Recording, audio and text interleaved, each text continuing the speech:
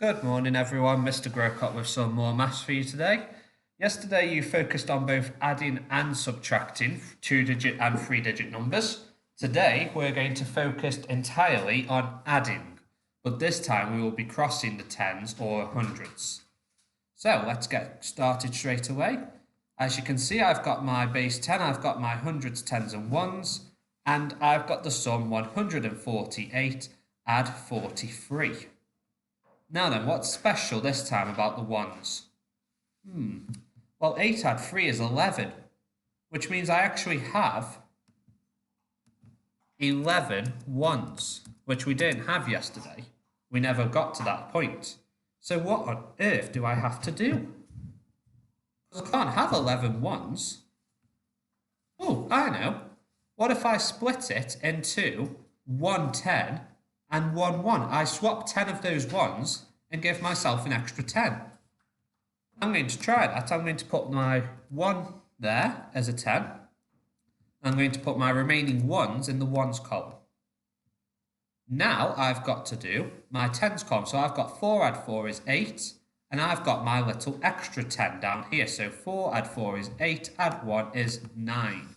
So I have 9 tens altogether. And then, of course, I've got 100 add nothing, which is 100. So as you can see, my answer is 191. So that method does work. Let's try it again. This time, I want you to have a go at answering this question. This time, you're going to be crossing the tens into the 100s this time. So have a go and see if you can do it. And welcome back if you paused. So the ones is easy enough. It's 5 add 1, which is 6. We then move on to the tens, which is 5 add 7. Well, that's 12. So I now have 12 tens, which I can exchange for 100 and be left with 2 tens. So I'll have 2 tens there, and I'll have my 100 here ready to be added on. So now I've got 200 add nothing, but I've got to add the extra 100. So 200 add 100 is 300. And there you have it. My answer is 326. Well done if you got that right.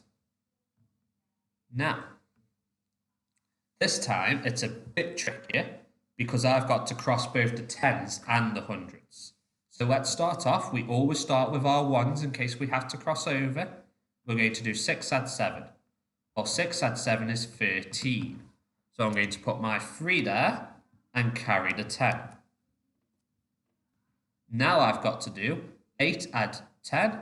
8 add 1, which is 10. Well, 10, I'll have to put the 0 because there's no tens, because that 10 is actually 100, because it's 10 tens. So I'm going to put my 0 there and carry over the 1.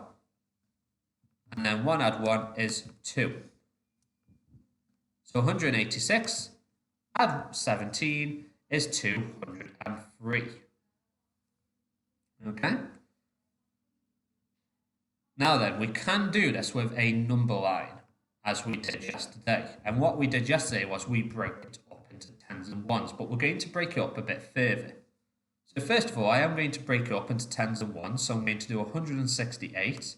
I'm going to add 20. And that gives me the answer 188.